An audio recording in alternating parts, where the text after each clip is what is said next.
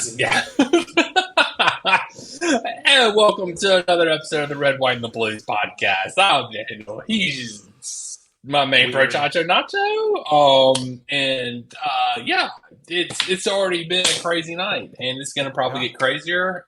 But how you doing, Jason? Buenos nachos, bro taco. I did buenos nachos on the last one too. You did. As like a pre-spoiler to this one, because as soon as I heard the line in this movie, I was like, You knew. "Oh, I'm doing that," and I've done it twice now. Yeah, I knew. You knew. Yeah. So if you're new here, and you came here looking for Chelsea news, I apologize because you're not going to get it this week because Sorry. this is the international break, and Jason and me during the international break like to do movie reviews. So this week we are doing. If you go back, find our last video, last episode, we did the Iron Claw. Good movie. Go if you want to hear our reviews. I'm not getting into it now because go back, listen to the episode if you want to know what we thought gave about you the about movie. an hour of content on that last one. If you Didn't mean to give you an hour. hour. Didn't mean to. We meant to give you about 35 to 40 minutes of content, and somehow we ended up at an hour. Hey, that's this how good episode the movie will is. not be. It is, yes, but this episode, no, we're not being out. But we are going to now review the classical. I mean, it is etched in time. Yeah. I mean, like, if you've never seen this movie, are you even a cinematographer fan? Whatever, I don't even know. Are you even a real person at this point in time? A fan of life? Yes. Fun. Of the cinemas. Yeah. Of music. Of love. Having to do with anything good. What's your deal? If you don't like this movie, something's wrong with you. No. Yeah, definitely. I'm just kidding. Definitely. I can see a lot of reasons why you might not like this movie. If you don't like wrestling, you 99.9% chance that you will not like this movie. But, however, though, for that 0.1%, if you are in the late 90s, early 2000s comedy movies, this is peak 2000s comedy right here. Like, we've got a road trip, we've got the King, we've got crabs, we've got everything in this movie. I mean, come on. You got sexist humor. Got fart jokes. Well, it's more of like a poop joke. Yeah, poop joke. A lot of people getting kicked between the legs. Men. Yeah. A lot of that going on. But anyway, not to. I don't think we even said it. We're reviewing the great movie Ready to Rumble.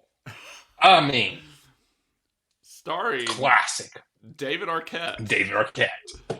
Yes, also and many I'm WCW wrestlers. Class. Yeah, I mean, there's like several in this cast. That David Arquette, Oliver Platt, Scott Conn, Rose McGowan, and a bunch of Martin Landau. And a bunch of freaking wrestlers. My God. There's just so wrestlers. Many wrestlers in this. Yeah. So many. So, this movie, like we said, came out in 2000. Essentially with the movie. I mean, for FY, there will be spoilers and probably a ton of spoilers because this movie, you just got to talk about it. Can I start out reading some of the rotten reviews? Yes, please share with us some of the reviews. So just so y'all know what y'all are in for when y'all read about this movie or when y'all get into this review. This has a 23% Rotten Tomatoes score out of 71. Bollocks. 52% audience rating, so still not quite fresh, but it's more people like it than the critics did. Which is always the way. Some of the top reviews. Is this critics or are these fans? This is critics. Okay. See what these assholes have to say. And this goes with something you said earlier when we were talking about this. PG-13 movie has a lot of R-type material. Yep. which I think is pretty accurate. There's one that just doesn't have any words on it anymore. I don't know what happened there. It's from Neil Smith from BBC.com. He gave it a two out of 5. The entire movie is essentially an attempt to fill silence, which I thought was pretty good. That is from the Seattle Times. Detroit News: Ready to Rumble manages to insult not only pro wrestlers but also their fans. I can definitely see that. This is from film.com. Comic virtues linger in the memory of a little longer than the farcical brutality of this pandering noise fest. Not that that's a significant victory. If you follow That's that just, at all. yeah, word vomit, man. Word Yeah. vomit. And then this is a positive review from one of the top critics. Okay. Likeable performances from its young cast and a better than average script add spark to this formulaic fairy tale and make the wrestling mania watchable. That's from the Boston Globe. Boston gets it. Yeah, they get it. Oh, here's another review from the top critic. I'll just read from the top critics. This is positive. 4 out of 4, by the way, from the San Francisco Chronicle.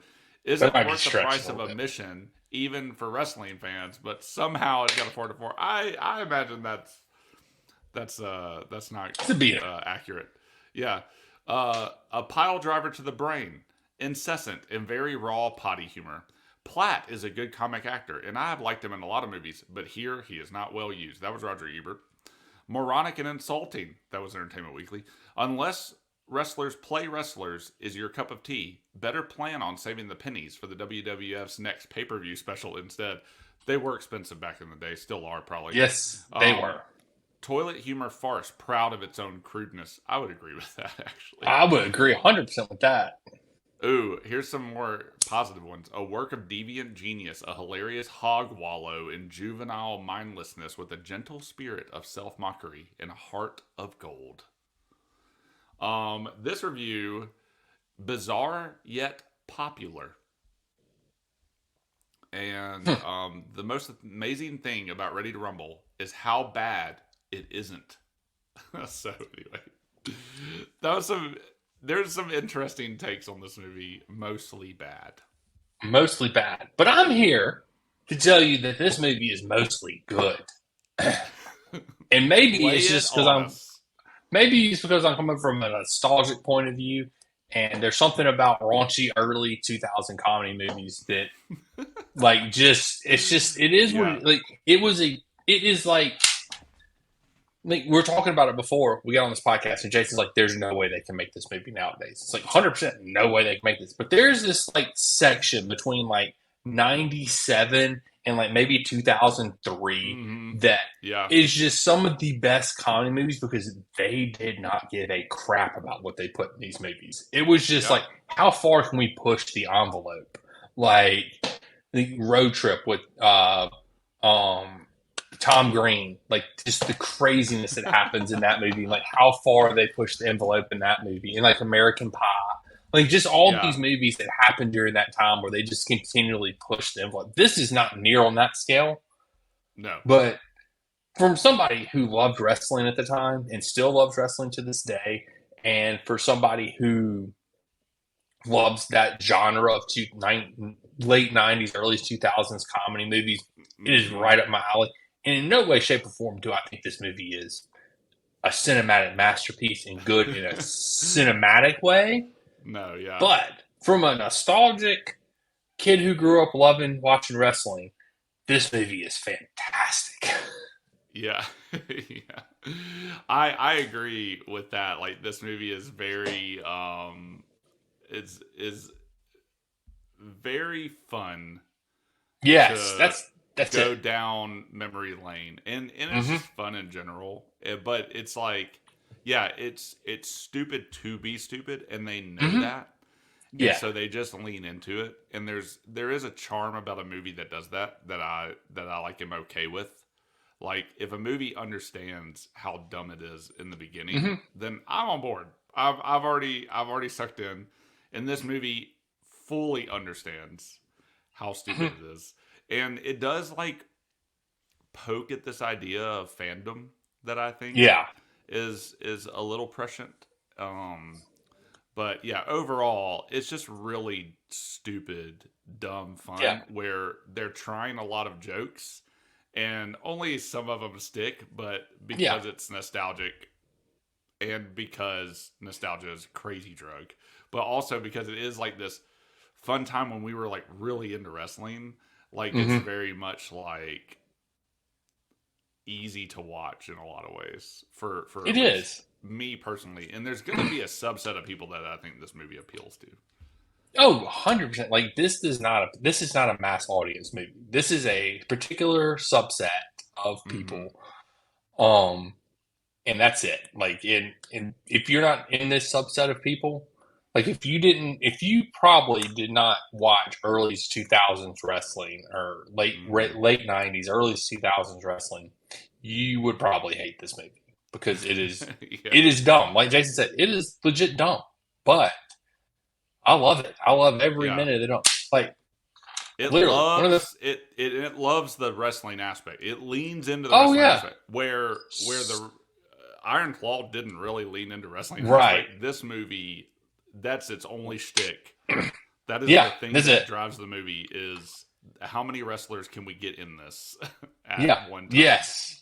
Well, it was like, and two, like the thing that like if you followed wrestling this time, this was like to me, this was like WCW's last gasp at trying to be mainstream because they Yeah. had the NWO, they had all that momentum when they I think it was like I don't know, it's like a year and a half. I've forgotten how many. It's like they say weeks, like 97 weeks, I think, where they were like number one in the ratings or something like that and beating Raw. But by this time, they were on their last leg. They were going Yeah. downhill. And whoever's idea it was, hey guys, let's revive the company and we're going to make a movie. And it's just Yeah. like, Yeah. if this is your Yeah. idea how you're going to save your company, and I got a Right. great idea. Let's get David Arquette to be in the movie. Yeah. Okay. Sure. And so that's what they go for. And the movie is terrible and awful, but I love every minute of the terrible and awfulness of this movie. Yeah. And I think a lot of people don't know what to make of the movie. Like I am, I'm reading through some of like how people feel about it, and like I think the movie just fully embraces what wrestling or like at the time because wrestling is so gimmicky at that time, Yeah. and we all ate it up, Oh, yeah. and it does have a little bit to say on that, but like somebody said it's not a true satire, and I or it's not like it like makes out like it might want a satire, um, but like it doesn't really quite get there, or like it doesn't actually satire it. It just like lives in the world of the wrestling, and like I think they did a good job of like it is a time capsule movie of what Yeah. wrestling was kind of like in that moment, and at least in terms of the WCW. And Mhm. uh, yeah, I think in that aspect, it does kind of an amazing job of like really like being this relic. But yeah, like also you can feel the last gaspness Mhm. of it in Yeah. that way. When did WCW go down? 2000. Is it a late 2000 or 2001 maybe? Or Yeah, 2000. I think it's 2001. yeah, wild. Yeah. It's That's crazy, just man. it's crazy how like impactful it was, and Hmm. then like yeah, like a year after this movie's released, Yeah. it's done. Just not Like there that's anymore. just wild, man, Yeah. wild. And that's the crazy thing because like I grew up watching WCW over WWF back then, and like my favorite wrestler is Sting. We talked about this on a couple episodes ago on the Hmm. podcast, and to see him in the movie was great. But Yeah, like that was like the trajectory that WCW took, and just how crappy it got toward the end. This yeah, movie encompasses that yeah. to a T. Because at this point in time, I really wasn't watching WCW anymore. I was watching Raw and SmackDown. You know, I was Hmm. watching WWF, but at this point in time, because Stone Cold, Rock, DX, all of those people. Dude. Yeah, and I mean, I was going around cross DX, shopping man. My everybody at God. school. Oh my God. Yeah. So What's yeah, crazy is that like how fondly I remember all the personalities in this movie. Do you want me to read the list of the wrestlers that are in this? Like, No, I mean, you read some of them. Read some of them. Let I me just, guess. well, I don't know, man. There's some crazy. There's Goldberg, DDP, Yeah. Sting, Booker T, Randy Savage, Bam Bam Bigelow, Sid Vicious, uh, Juventude, how do you say Juventude. it? Juventude. Yeah. Hoovy. Kurt Hennig, Disco Inferno, Inferno. Billy Kidman, Conan, Rey Mysterio Jr., Perry Saturn, Prince, Yep. Ayuki. I don't really remember. I don't know who that is. Van Hammer, Gorgeous George. There's a small part by John Cena, and then not to mention like the refs they got in there, the actual announcer that would say "Ready to Rumble" at the time.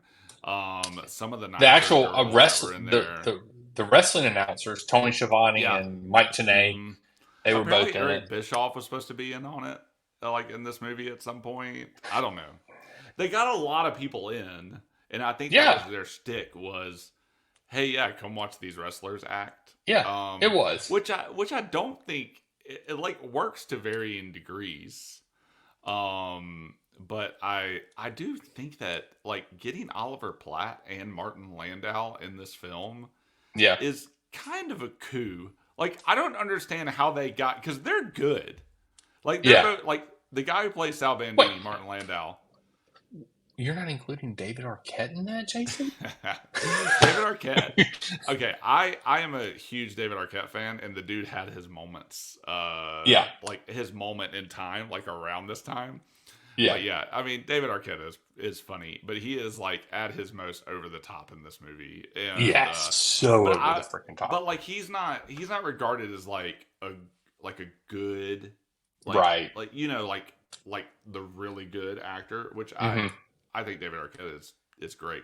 And he's very comedic, and like I think that's just what he's known for. But like getting Oliver Platt and Martin Landau kind of in this ridiculous comedy, and they're actually good in this movie, is really weird. And like Sal Bandini is such a memorable character. Dude, that character was amazing.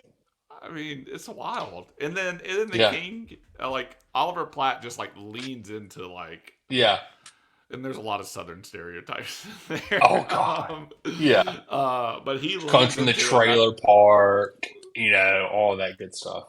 Yeah. So I don't know. I think that the movie is rather successful. This is gonna be weird. It's successful in what it tried to do. Yeah, and. What's even crazier, right, is like the writer of this movie is Stephen Brill. Let me just read out to you the movies that this guy has written over the course of his career. Mighty Ducks, D2 Mighty Ducks, Heavyweights, D3 Mighty Ducks. Then he does Ready to Rumble. Then he just starts working with Adam Sandler and for a couple movies. So Little Nicky, Mr. Deeds. Then does and then So, sorry, he wrote Little Nicky. So then he just gets into directing for a little while. He does Mr. Deeds, Without a Paddle, Drill Bit Taylor, movie 43. Good gracious. I don't know what some of these are. Then he does Sandy Wexler in 2017. He does the Adam Sandler 100% Fresh special. And then he does Hubie Halloween. So I don't know. This guy isn't like the best. That's all over the place. Like his career, and normally you start off and your trajectory goes up. This guy's trajectory started up here and it went down. I mean, because the Mighty Ducks movies are ridiculous, but man, was that my childhood. Oh, it's so good. Yeah. And I remember Heavyweights. Heavyweights is another class, like terrible movie. Ben Stiller in that movie. Ben Stiller. Yeah. Freaking hilarious in that movie. Amazing in Heavyweights. That is wild, man. So the dude that directed this, oh man, his career kind of started high and then went down too. Wow. Okay, this guy did The Show, which was a documentary. But then he goes on to do Good Burger, Varsity Blues, Ready to Rumble, Hardball, The Perfect Score, then The Shaggy Dog, Norbit, Meet Dave, and 1,000 Words. So he hitched his wagon to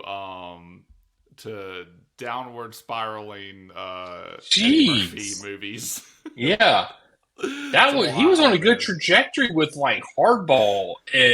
Yeah. Yeah, Okay, and whatever. I don't think people really enjoyed Hardball that much.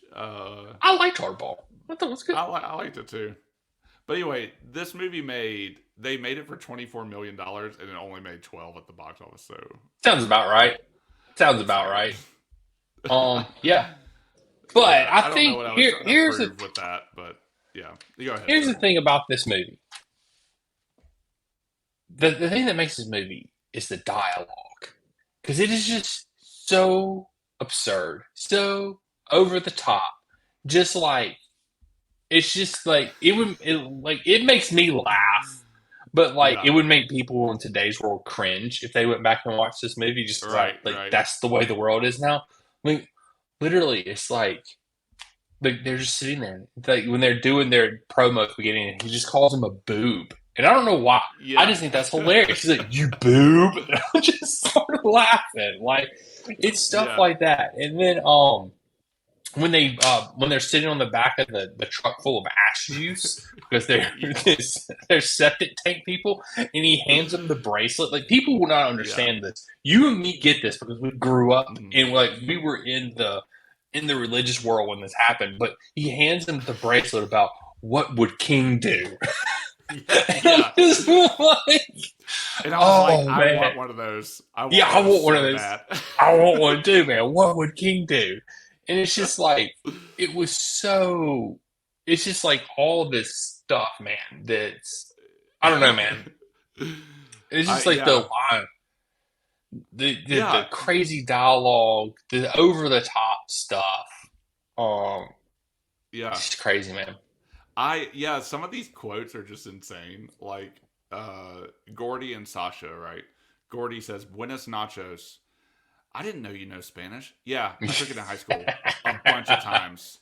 Are you fluent? No, I feel fine. Like, what? It's so, like, on paper, these read pretty well, but you put them in this kind of movie, and I'm like, okay, I Yeah, can see where people. yeah. How's my hair look? Finesse? Bro, you're driving a truck full of ass juice. I wouldn't worry about your hair. It's just wild, man. When they're sad about Diamond Dallas Page beating the Kings, like, damn allergies. Yeah, me too. Damn stupid allergies. Unfair, bogus allergies. Unfair, cheating, blind ref, bogus, sin player allergies. Damn Dallas Page. That's right, Sean. Let it out, man. Damn it, damn it, damn it. It's just good. Man, I don't know. There was just so many. I We're have going a back to basics to find our heart. Can I come? No, because you don't have one. Spoilers. if you want more details about this, I have a full fledged review coming out of this movie where if you don't know how I do reviews, I just write, literally just write the first thing that comes to my mind as I'm watching the movie. They're So, genius. They're genius. I so, can't wait to read that. but yeah, I have one of those coming for this. I sort of did one Fire and Fall, but I'm not going to put it out because that movie's too depressing. Oh man, It's just like literally, it's like, oh, this person died. Oh, this person. yeah. That's all it is. But anyway, with this movie, it's just like, oh man, there was so I don't even know. Like, there's no point going through this movie. It's just a nostalgic trip down memory Yeah. lane. Like, Dude, so I didn't remember this, but apparently following the release of the movie, WCW decided, this is from Wikipedia, they decided to generate publicity for the company by yep, running a storyline in which David Arquette, who yep, was a legit wrestling fan, becomes the yep, world heavyweight yep, champion. yep, It was reviled by fans and Arquette yep, himself because he thought it would damage the brand. And he held the belt in such high regard he thought it cheapened it. And while in mm-hmm, WCW, he aligned himself with DDP despite mm-hmm, him being the movie's villain, and yep, agreed in the storyline to drop the title to him. He eventually lost the title in the main event of Slamboree involving the three-tiered cage Cena Ready yep, Rumble, pitting himself against Page and Jeff Jarrett, which ended when he turned on Page and allowed Jarrett to win. Arquette later donated all the money WCW paid him to the families of deceased wrestlers Owen Hart, Brian Pillman, Brian Hildebrand, plus to wrestler Darren Drozdov, who was left paralyzed due to an in-ring accident. So the triple cage that's was only canon. used twice. First at Yep, Slamboree in 2000, and then I think it was an episode of Nitro or something because yeah, it was like it was Nitro. Yeah, Hogan and a whole bunch of people versus a whole bunch of other people. It was crazy. I do not remember that. Maybe I was kind of out of WCW at that time. Yeah, I was loosely like in there, and I knew that Arquette became the champ. I don't remember watching it necessarily. I remember more reading about it. Like, oh, Dave Arquette is the champion. Yeah. Like, this is dumb. Yeah. Like, and then so I don't know. What else is there to say about this movie? It's a ridiculously good time if you're of the age where you enjoyed this kind of thing at the time. Yeah. I don't know if I could recommend Watch it to you now. I'll recommend it to you. I will 100% recommend this movie to you. It is stupid on a level that they knew what they were doing, and it looks like everybody had fun. So if you enjoyed that type of film, go for it. I don't even think you have to like wrestling to enjoy the movie. So I don't think you do either. But it's better if you do. It's better if you like wrestling. It will 100% make the movie better if you like wrestling. Like, I feel like if you had any connection to late 90s, early 2000s wrestling, this movie is for you. And then, too, if you like comedy movies from that time frame, too. Because, this one's not as raunchy as a lot of the other ones. They still put a lot of that innuendo in there. And by far... one of the greatest characters in this movie, Jason, is the old grandma. The Jimmy King fan. One of my favorite lines from the movie is let me find it. Oh crap! I just had it. I just had the dang line. What did I do with it? Of course, now that I want it. Oh, the old grandma's watching the match, the Triple Cage match, and she goes, "Kick him like a toothless crack whore."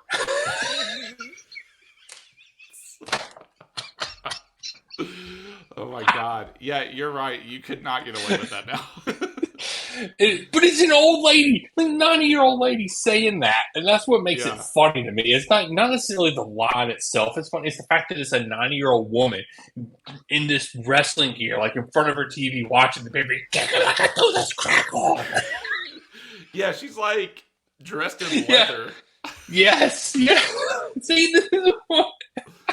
Oh, I mean, when David Arquette has sex with Sasha, his dream play Rose McGowan, and when they have sex, she unbuttons her shirt, and he gets so surprised, he yells, "Foreign objects," and punches her in the face. I love that part. And then she supposedly like they have a rough night of sex apparently. And then he's telling someone that he's not a virgin anymore or something. His dad. He wrote his dad the letter. Oh, and then his dad, because his dad is that's the thing. This movie is so over the top. Even the cop's over the top. Oh my God, he literally pulls his gun out and starts shooting his refrigerator at one point in time. Well, he takes the letter and he puts it on the refrigerator, and then shoots it. And then apparently refrigerators, and this is the middle of the refrigerator door, apparently refrigerators just leak water when you shoot them. Like water just never shot comes out one. of the bullet holes. Yeah. Never shot one, so I can't. We should test this.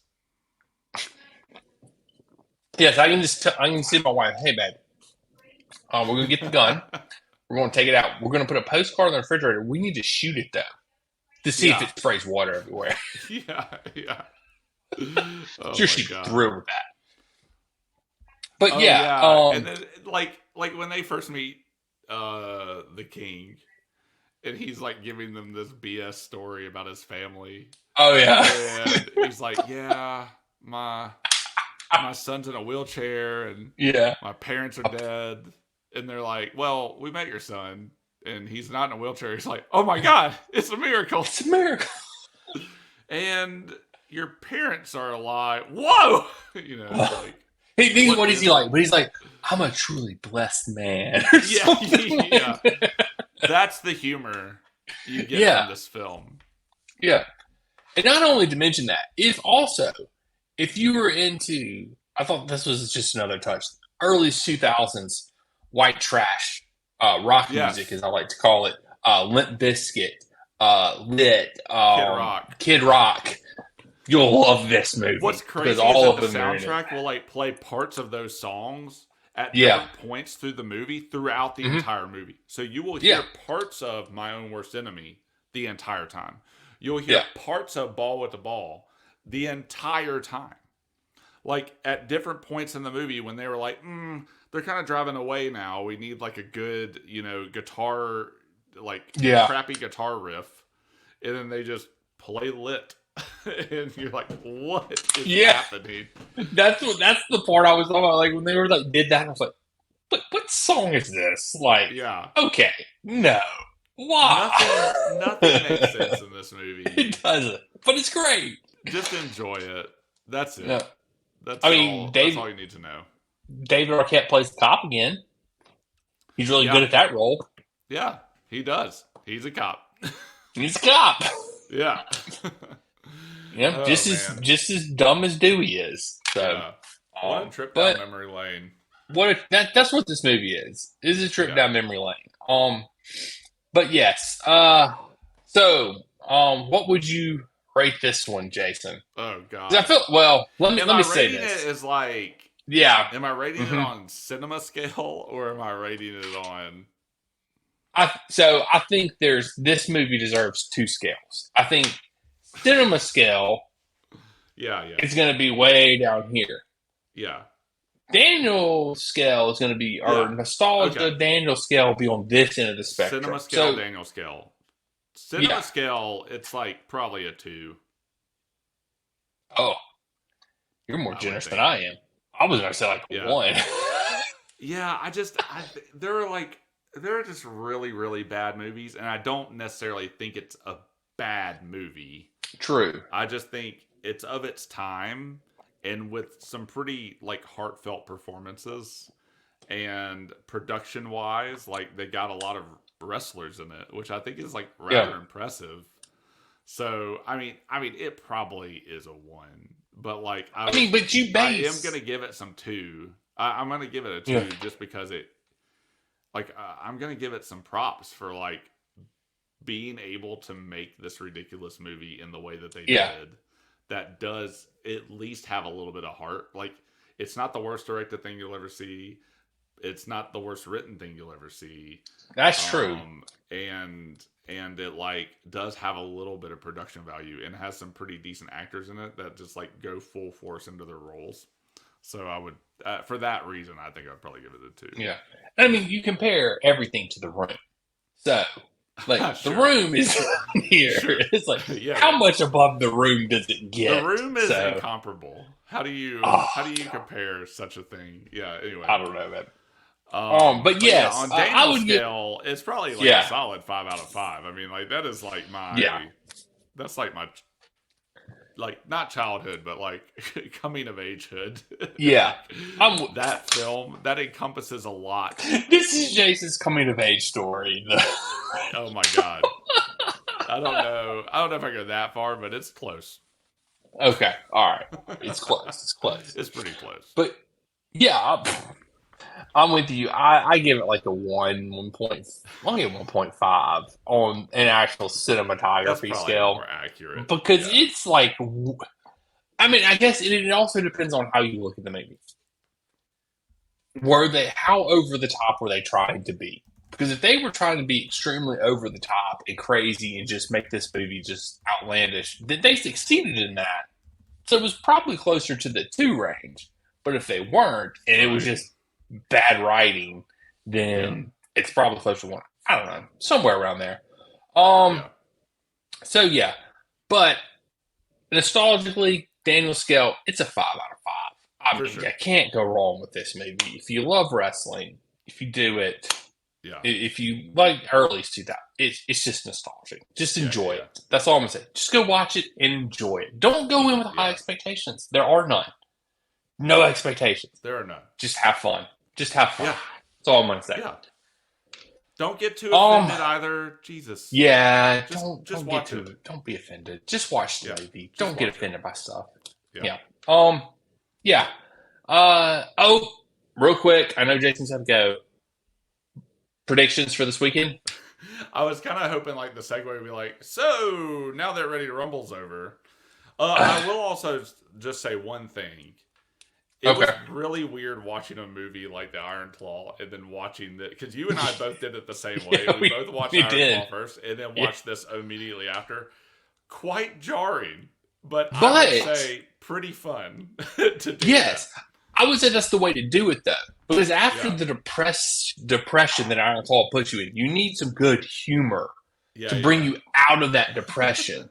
So Yes, if you watched it the other way around, I felt like I just would have gone to bed like, yeah. oh, my life sucks. Like this is terrible. But I At went to least I'm bed. not Oh man, cursed. yeah. At least Yeah, I'm not cursed. I watched a funny wrestling movie tonight. yeah, So yeah. anyway, uh, so predictions for this weekend. We play Burnley at Saturday. Triple So cage match. triple cage match, Burnley. At the Burnley or at the Stamford Bridge against Burnley. I don't know, man. Where's Burnley at in the table? Low, low, low, low, low, low, Hmm. low. Yeah. Uh. Yeah. What is even in Man, Vincent Company's still their coach. He's brought him back, man. They've uh they've been not doing as bad. I mean, they're 19th in the table, but Yeah. Yeah. Yeah. Yeah. he's still there. Hmm. Yeah. It's weird because I like really rate um Vincent Company as a player. Uh. And but I don't know. I don't want to not see him to succeed. Does that make sense? Mhm. Uh, but I definitely don't want him to succeed against us. But God, it would be our luck that we would come back from international break and this would be the thing. I really enjoyed not having to think about Chelsea for a week. Yeah, it's nice. Um, I don't know, man. I still gotta think we're gonna win this. What always happens? The international break comes at a time when we don't need it to.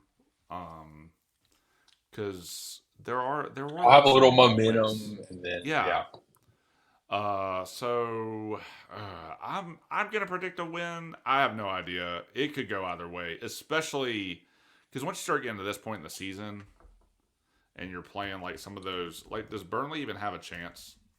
I need to look at the yes, table. they do. Yeah, They're yeah, yeah. 5 points. They're 5 points off of being up. Um, yeah. I mean, so they're gonna go for it. Hmm. And the question for us is, can we outlast that? Hmm. Oh damn, yeah, they're gonna go for it. But I got it. I'm just gonna predict a 3-1 win. I have no idea. I don't know why I'm predicting that. I Yeah, don't ask me any legit questions. I would hope that we just show up and we're playing at home, and I would hope that some of the things that happened before the international break would be galvanizing and motivating, and I think everyone's taken a really long look into themselves um, throughout the mess that Yeah, is Chelsea football right now. So yeah, I'm just gonna hope that our momentum keeps us going in spite of the existential crisis that every Chelsea fan and all the players are having at the moment. So yeah, 3-1 win for us. I'm going 1-1 draw. It's probably more accurate. I don't know. I do think it's good. We're either going to win 2-1 or it's going to be a 1-1 draw. And I just think your point about us coming off the international break, we don't usually do well. It it's against the bottom table team. They're going to be going for it. Hell, it might even end up being 2-2. But it's going to go 1-1 for now. Yeah. Okay. So you're doing a three. I mean, you're doing 1-1, Hmm. and I'm doing. I need the date so I can add this. So anyway, so March the 30th. 30th. Just for posterity's sake, just one more time. Daniel is saying a Uno, 1-1 draw. uno. This is only what's crazy is this is our like 28th game, right? Yeah, we have like a game in hand on a lot of people. Yeah. And how do we do against Yeah. Burnley the first time? We won. No, yeah, we won. We both predicted losses that time. By the way, That sounds about right for us we this year, predicted Jason. pretty big losses. Actually, I don't think we thought. I don't think either one of us thought we were going to. Oh no, we predicted wins. Sorry, the way I have this written, we both predicted. I predicted 2-0, you predicted 3-0, and they wound up winning 4-1. So, hopefully it goes that way again. But, yeah, okay, cool. 1-1 to you, 3-1 to me. We'll see what happens. Bada boom, bada bing. All right. That concludes our business of International Movie Break Week. So I hope you guys enjoyed it. It is, but I love it. I love this idea. It is one of my favorite things we do. You get to pick the next one though, so that's good. I do. Yeah. I'll have to think of something. Racked old brain. But do we have another international break before the end of the season? I don't think so. We'll just have to do an off-season international movie break. Yeah, it'll be fine. After we do like the end of the year wrap up. Yeah. We'll do like an end of the year wrap up, and then we'll do an off-season international movie break or something like that. For sure. We'll figure something. We'll do something like that. Yeah. But yeah, Jason, tell these people where they can find us. We are on X. We are on Substack. Daniel does amazing things at both. He just wrote like a great thing about Sterling today. Get that delivered directly to your inbox by subscribing to our Substack. Also, check out our text message chats during the game. You get to see our highs and our lows. We put it all out for you. Like mainly lows. Yeah, mainly lows. We don't hide anything on this podcast. No. Like you're getting our unfiltered opinions, which is mostly good, I think. And and if you're listening to this in podcast form, you can see our beautiful faces on our YouTube channel. Like and subscribe. Or not. I don't think you're supposed to say that apart. We don't care. Yeah. We really do care. We do. We care about how you feel. So if it's positive, feel free to show that, and if it's negative, feel free to not. So feel free to F off. We would. We'll just take your silence as we'll take your effing off as a sign that you didn't like it. That's right. But yeah, you can find us at all three of those things at Red White Blues FC. Yeah, and listen to us on Spotify, Apple, wherever you listen, catch your podcasts at. We're there. If you prefer video, we are on YouTube, like Jason said. But yeah, we're there. Give us a 5-star review. Give us likes. Dude, I don't know what you kids do these days. Just do it. That's all I'm gonna say. Yeah. Just do it. We're old. Nike slogan. Just do it. We're old. We don't know what we're doing. Just do it. Yeah. That was still the slogan when we were young. So just do it. Yeah. Just do it. Until next time. Catch you guys on the flip side. 10 a.m. Saturday morning against Burnley. Wakey, wakey. Hands off snaky. Flippity floppity.